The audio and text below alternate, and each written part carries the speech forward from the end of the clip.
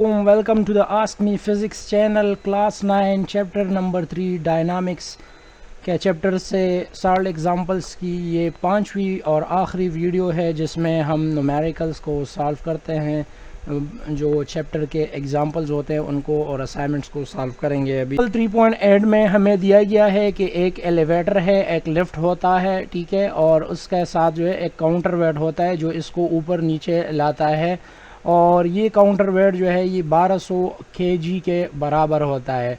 और फ़र्ज़ करें, ये कह रहे हैं कि फ़र्ज़ करें अगर ये जो है 1000 kg की मास को ऊपर ले जाती है, ठीक है।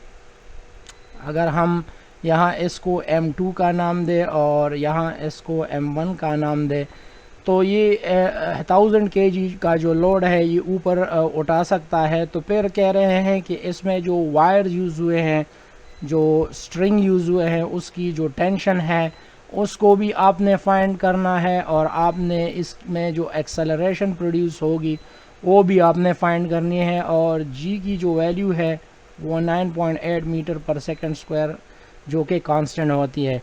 तो अब यहाँ पर हम डेटा निकालते हैं, गिवन डेटा। तो पहले जो हमें मास दिया गया है M1 हम उसको लेंगे 1200 kg, ठीक है, और M2 को हम जो है 1000 kg लेंगे। और आप सिंप्लिसिटी के लिए जो हैवी मास होता है उसको M1 ले, ताकि आपको फार्मूले में नेगेटिव साइन से जो है आपको छुटकारा हासिल हो जाए। और जी की वैल्यू आपको पता है कि ये 9.8 मीटर पर सेकंड स्क्वायर है। तो हमें फाइंड क्या करना है, पार्ट ए में जो है आपने एक्सेलरेशन फाइंड करनी है कि ये कितनी एक्सेलरेशन के साथ ऊपर या नीचे जाएगी, और इसके साथ हमने टेंशन को भी फाइंड करना है। तो सॉल्यूशन में पहले जाते हैं, फॉर एक्सेलरेशन हम इसको सॉल्व करते हैं। तो इसके लिए हमने जो है फार्मूले डेवलप किए थे कि दो बॉडीज़ जब वर्टिकली अपवर्ड और दूसरी डाउनवर्ड जाती है तो उसके लिए जो फार्मूला तो होता है वो एक्सेलरेशन का, तो वो हमें मालूम है।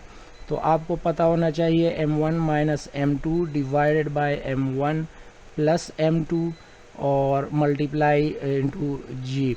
अगर हम यहाँ पर पुटिंग वैल्यूज़ करते हैं, ठीक है, तो आपके पास जो एक्सेलरेशन की वैल्यू बचेगी यहाँ पर आपके पास 1200 kg माइनस 1000 kg, और यहाँ पर आप जो है 1200 kg को ऐड करोगे 1000 kg के साथ, ठीक है। ये 1000 है, और 9.8 मीटर पर सेकंड स्क्वायर भी इसमें जो है वो इन्वॉल्व है। तो यहाँ पर हम एक्सेलरेशन की वैल्यू जब कैलकुलेट करते हैं तो ऊपर जो है हमारे पास 200 kg और नीचे जो है हमारे पास 2200 kg आ जाएगा, और ऊपर जो है यहाँ पर 9.8 मीटर पर सेकंड स्क्वायर। तो ये दो ज़ीरो तो इसके साथ कट जाएंगे, और यहाँ पर आपके पास जो वैल्यू आएगी 2 इंटू 9.8 मीटर पर सेकंड स्क्वायर डिवाइडेड बाय 22।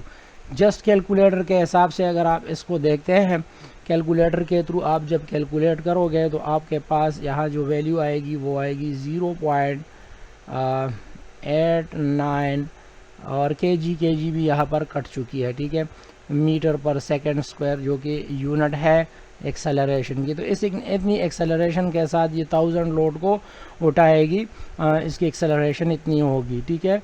और ये कम इसलिए क्योंकि ये एलिवेटर जो है कंफर्टेबल पैसेंजर्स को ऊपर ले जाने के लिए ये बेटर है। अगर इसमें ये मास ज़्यादा हो जाए तो फिर जो है ये एक्सेलरेशन ज़्यादा होगा जो कि पैसेंजर के लिए जो है दर्द-ए-सर बन सकती है और नुकसान दे सकती है। अब अगर हम टेंशन की तरफ जाते हैं, फॉर टेंशन, तो टेंशन के लिए जो फार्मूला है वो हमें पता है, T is equal to 2m1 m2 divided by m1 plus m2, और यहाँ पर मल्टीप्लाई में जी। पुटिंग वैल्यूज़ करते हैं तो आपके पास जो है 2 इंटू 1200 kg इंटू 1000 kg, और 9.8 की वैल्यू भी लगा दें ऊपर, ठीक है, ये जी की वैल्यू हो गई, और नीचे आप 1200 kg प्लस 1000 kg लगा सकते हैं, ठीक है। तो यहाँ पर आपके पास जो वैल्यू आएगी, ठीक है, ये सारी आपने मल्टीप्लाई करनी है और फिर इससे आपके पास कुछ वैल्यूज़ आएंगे। हम जो है ना इसको 2 और 1200 से 2400 kg और kg 2 टाइम आएगा, और 1000 को 9.8 से करो तो ये 800 मीटर पर सेकंड स्क्वायर बच जाएगा, और नीचे आपके पास जो है 2200 kg जो है वो बच जाएगी। तो ये 1 kg इसके साथ ख़त्म हो जाएगा। फिर इसको हमने कैलकुलेट करना है, ठीक है। तो यहाँ पर आप जब टेंशन की वैल्यू फाइंड आउट करते हैं तो 10,691 न्यूटन आपके पास बनेगा, क्योंकि 1 किलोग्राम मीटर पर सेकंड स्क्वायर ये बच जाएगा। तो ये आपके पास टेंशन की वैल्यू आ गई, जो कि रिक्वायर्ड वैल्यू है, हमसे मांगी गई थी। तो इतनी टेंशन के साथ जो है ये लिफ्ट जो है ऊपर और नीचे जो है मूव करेगी अगर 1000 kg के पैसेंजर इसमें बैठे हुए हों। अब हमारे पास इसी पर असाइनमेंट 3.8 है, जो एटवुड मशीन पर ही जो है आप इसको सॉल्व करोगे। कहते हैं कि दो बॉडीज़ है, एक की मास 3.5 kg है और दूसरी की 1.5 kg है। चलो इसको हम जो है मास 1 का नाम दे देंगे और इसको जो है 3.5 kg कहेंगे, और ये जो है हमारे पास मास 2 होगी 1.5 kg की, ठीक है। तो ये कह रहे हैं कि आप जो है ये जब ये वाली बॉडी इस तरफ मूव होगी और ये ऊपर की तरफ मूव होगी, तो पहले तो आपने एक्सेलरेशन फाइंड करनी है कि कितनी एक्सेलरेशन के साथ ये अपवर्ड और डाउनवर्ड जा रही है, और दूसरी यहाँ स्ट्रिंग्स में जो टेंशन है वो आपने कैलकुलेट करनी है। तो हम पहले डेटा की तरफ जाते हैं, गिवन डेटा। तो डेटा तो सिंपल है कि मास m1 हमारे पास 3.5 kg है, और सेकंड मास आपने यहाँ पर 1.5 kg लेनी है।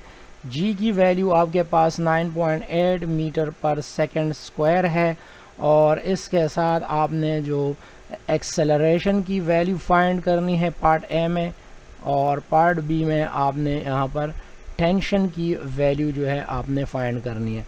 तो सॉल्यूशन बिल्कुल लास्ट न्यूमेरिकल की तरह, पहले तो हम जो है एक्सेलरेशन को फाइंड करते हैं, पार्ट ए है, ठीक है।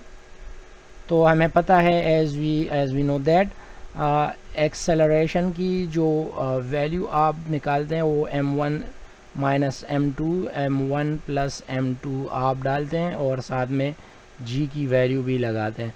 तो पुटिंग वैल्यूज़ करते हैं, ठीक है। तो यहाँ पर आपके पास जो वैल्यूज़ हैं वो आप पुट करें, 3.5 kg माइनस 1.5 kg, और नीचे आप इसी दोनों वैल्यू को आपने ऐड करनी है, ठीक है, प्लस 1.5 kg, और मल्टीप्लाई में आपने 9.8 मीटर पर सेकंड स्क्वायर भी लेना है। ये जो यहाँ पर हम इसको सॉल्व करेंगे, ठीक है। आपके पास ऊपर जो 3.5 तो ये 2 kg बच जाएगा, ठीक है, और नीचे जो है आपके पास ये 5 kg बच जाएगा, और एक्सेलरेशन 9.8 मीटर पर सेकंड स्क्वायर जो है ये आ गया। जब अगर इसको हम यहाँ पर इसकी कैलकुलेशन करते हैं तो आपके पास जो इसकी वैल्यू आएगी, तो हमारे पास यहाँ पर हम इसकी जो कैलकुलेटेड वैल्यू लेते हैं कैलकुलेशन के थ्रू, कैलकुलेटर के थ्रू, तो आपके पास 3.92 मीटर पर सेकंड स्क्वायर बच जाएगा। ये kg और ये kg आपस में कट गए हैं, और ये आपके पास रिक्वायर्ड वैल्यू ऑफ एक्सेलरेशन है, इसलिए एक्सेलरेशन के साथ ही मूव करेगी। अगर आप जो है पार्ट बी सॉल्व करते हैं तो फॉर टेंशन जो है हम यहाँ इसको सॉल्व करेंगे। तो टेंशन का जो फार्मूला है वो है 2m1 m2 g divided by m1 plus m2, और पुटिंग वैल्यूज़ करें तो आपके पास जो टेंशन की वैल्यू आएगी 2 इंटू 3.5 kg इंटू 1.5 kg और 9.8 मीटर पर सेकंड स्क्वायर डाल दोगे आप। नीचे जो है आपके पास 3.5 kg प्लस 1.5 kg जो है आएगा। अब यहाँ पर आप जब इसको कैलकुलेट करें तो यहाँ से तो 7 kg आएगा, और यहाँ से 1.5 kg छोड़ दे इसको, और इसी तरह 9.8 मीटर पर सेकंड स्क्वायर, और नीचे आपके पास जो है 5 kg बच जाएगा। अब इस यहाँ से 1 kg को तो हम निकाल देंगे, सारे वैल्यूज़ को आप मल्टीप्लाई करें और 5 पर डिवाइड करें तो आपके पास जो फाइनल वैल्यू बचेगी वो है 20.6 न्यूटन। ये न्यूटन कहाँ से आ गया, ये किलोग्राम मीटर पर सेकंड स्क्वायर यहाँ पर अगर आप देख सकते हैं तो इसी से ये न्यूटन आ जाता है और टेंशन को इसमें हम कैलकुलेट करते हैं। और इसी तरह ये न्यूमेरिकल भी सॉल्व हो गया है और यहाँ पर जो वायर में टेंशन होगी 20.6 न्यूटन होगी। 3.9 में कह रहे हैं ये सेंट्रीपिटल फोर्स और सेंट्रीपिटल एक्सेलरेशन के साथ इस न्यूमेरिकल का ताल्लुक है। और इसमें कह रहे हैं कि एक बग है, एक मक्खी है जिसकी मास जो है आपको दी गई है 5 ग्राम है और ये एक डिस्क है जो कि एक CD-ROM डिस्क है जिसके जो है 6 सेंटीमीटर डिस्टेंस पर ये जो है ये बैठी हुई है, जो आर इसका आर है, ठीक है, 6 सेंटीमीटर है। और ये जो इसकी वेलोसिटी है ये 1.2 मीटर पर सेकंड के साथ ये डिस्क घूम रही है। तो कह रहे हैं कि एक तो ये फाइंड करें कि इस बग की जो एक्सेलरेशन होगी वो आपने फाइंड करना है, ठीक है, और कितना फोर्स सेंट्रीपिटल फोर्स इस पर लग रही है वो भी आपने फाइंड करनी है। तो गिवन डेटा में पहले हम डेटा निकाल देते हैं, ठीक है। एक तो हमें मास जो दिया गया है बग का वो है 5 ग्राम। अगर आप इसको किलोग्राम में ले जाते हैं तो ये 1000 मल्टीप्लाई और डिवाइड करें, ठीक है, 5 मल्टीप्लाई 1000 और डिवाइड भी 1000 और ग्राम, और इस तरह ये 1000 से ये 0.005 बन जाएगा और इस 1000 से ऊपर वाले से ये किलो बन जाएगा, ग्राम पहले से है। और वेलोसिटी आपको दी गई है कि ये 1.2 मीटर पर सेकंड के साथ घूम रही है और इसकी जो डिस्टेंस है वो 6 सेंटीमीटर है। सेंटी को आप निकाल लें मीटर में, ठीक है, तो ये 0.06 मीटर बच जाएगा, ठीक है। इसी तरह आपने अब यहाँ पर ये लगाना है कि एक्सेलरेशन जो इस पर होगी सेंट्रीपिटल वो आपने कैलकुलेट करनी है। नंबर 2 आपके पास जो है वो आपने सेंट्रीपिटल फोर्स को भी आपने कैलकुलेट करनी है। तो सॉल्यूशन में जाते हैं। एज पार्ट ए के लिए अगर हम यहाँ देखते हैं, ठीक है, पार्ट ए, पार्ट 1 यहाँ पर हम कहेंगे फॉर एक्सेलरेशन, सेंट्रीपिटल एक्सेलरेशन हमें पता है कि इसकी जो वैल्यू है वो v²/r होती है।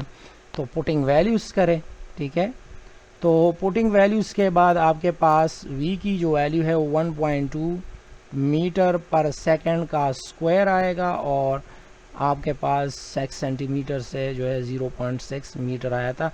क्योंकि सेंटीमीटर सिस्टम इंटरनेशनल का यूनिट नहीं है तो आपने इसको मीटर में निकाला, ठीक है, ये निकालना बहुत ज़रूरी है ताकि फिर आगे यूनिट्स में कोई इशू ना हो।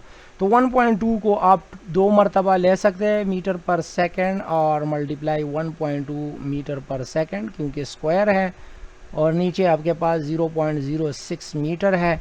तो 1 मीटर तो इधर कट गया और इधर से मीटर पर सेकंड से मीटर पर सेकंड स्क्वायर बन जाएगा। अब इन तीनों की आपने कैलकुलेशन करनी है और आप जब करते हैं तो यहाँ पर 1.44 आपके पास ये वैल्यू आ जाती है और यूनिट जो है मीटर पर सेकंड 2 टाइम है तो पर सेकंड स्क्वायर बच गया और ये आपका पहला पार्ट सॉल्व हो गया। और इसी तरह पार्ट 2 में अगर आप देखते हैं तो आप ये 2 तरीक़ों से कर सकते हैं। एक तो आपको सेंट्रीपिटल फोर्स का जो फार्मूला है आप इस तरह भी लिख सकते हैं, ठीक है, और अगर आपके पास AC की वैल्यू है तो ये फार्मूला बहुत इजी है जिसे आप इसको फाइंड कर सकते हैं। अगर आपके पास एक्सेलरेशन की वैल्यू नहीं है तो फिर आप जो है ये फार्मूला ज़रूर इस्तेमाल करोगे और इससे फाइंड करोगे। तो दोनों से कन्वीनियंट है, हम इस वाले को लेते हैं क्योंकि ये तो ऑलरेडी v²/r को हमने ऐसी ये वैल्यू फाइंड आउट कर दी है। तो पुटिंग वैल्यूज़ करते हैं, ठीक है, पुटिंग वैल्यूज़ कर लें तो आपके पास जो FC की वैल्यू आएगी, मास आपके पास 0.05 kg है और एक्सेलरेशन की वैल्यू 1.44 मीटर पर सेकंड स्क्वायर है। इसको आप कैलकुलेटर के थ्रू जब सॉल्व करते हैं तो 0.2 12 न्यूटन बचेगी, किलोग्राम मीटर पर सेकंड स्क्वायर अगेन न्यूटन के बराबर है। और इस तरह आपके पास जो फोर्स आ गई है वो भी कैलकुलेट हो गई। अब अगर हम इस डायग्राम की तरफ आते हैं तो ये बग जो है ये एक्सेलरेशन एक्सपीरियंस करेगा, ये 1.44 मीटर पर सेकंड स्क्वायर के साथ ये घूमेगा और फोर्स इस पर कितना लगेगा 0.12 न्यूटन। तो ये जो है इस न्यूमेरिकल में जो है हमने ये दो वैल्यूज़ थे, दो फिजिकल क्वांटिटी थे जो हमें फाइंड करने थे और ये रिक्वायर्ड आंसर है। आखिरी असाइनमेंट है और जिसमें फिर सेंट्रीपिटल फोर्स और एक्सेलरेशन की कंसेप्ट आपने जहन में रखनी है और इसको सॉल्व करनी है। पहले तो न्यूमेरिकल को समझना चाहिए कि एक पायलट है जिसके पास एक प्लेन है और वो जो है उसकी कुछ वेलोसिटी भी आपको दी गई है, ठीक है। ये एक वेलोसिटी के साथ जो है वो मूव कर रही है एक सर्कुलर पाथ में, जिसकी रेडियस जो है वो 188.5 मीटर की जो है इसकी रेडियस है। और सेंट्रीपिटल फोर्स जो है इसको रिक्वायर्ड है वो इतनी अमाउंट की सेंट्रीपिटल फोर्स है जो इस पर लगेगी। तो कहते हैं कि अब इस प्लेन की जो मास है वो फाइंड करें। अगर इस सर्कुलर पाथ में यानी जिसकी रेडियस इतनी है और इसकी स्पीड भी दी गई है आपको, और आपको जो है ये भी पता है कि इसको कितना फोर्स रिक्वायर्ड है, तो इस पे जो फिर आपको यहाँ से ये कैलकुलेट करना है कि इस प्लेन की जो मास होगी वो कितनी होगी। तो पहले हम यहाँ पर डेटा निकालते हैं फिर उसको सॉल्व करते हैं, ठीक है। बहुत ही सिंपल न्यूमेरिकल है। पहले जो हमें वेलोसिटी दी गई है वो है 56.6 मीटर पर सेकंड की, और दूसरी तरफ हमें जो रेडियस दी गई है r वो है 188.5 मीटर की है, और यहाँ पर जो फोर्स रिक्वायर्ड है वो है 1.89 इंटू 10 पावर 4 न्यूटन। ये अगर हम इसको नॉर्मल फॉर्म में ले जाए तो 10 पावर 4 जो है 1.89 इंटू 10 पावर 4 का मतलब है कि ये 10,000 न्यूटन है। तो यहाँ पर अगर फोर्स की वैल्यू आप निकाल देते हैं तो ये है 1890 न्यूटन फोर्स इस पर लगेगी। आपने मास कैलकुलेट करनी है, ठीक है। तो सॉल्यूशन की तरफ जाए और आपको फार्मूला सेंट्रीपिटल फोर्स का जो यहाँ पर आपने लगाना है, ठीक है। यहाँ पर जो फोर्स है वो सेंट्रीपिटल फोर्स है। तो Fc equal to mv² divided by r। पहले आप अगर फार्मूले को सेट करते हैं, m को फाइंड करना है तो दोनों साइड को r/v² डिवाइड करें, मल्टीप्लाई करें सॉरी, या v² बाय r से दोनों साइड को डिवाइड करें तो आपके पास जो है m अकेले रह जाएगा जिसको हमने फाइंड करना है।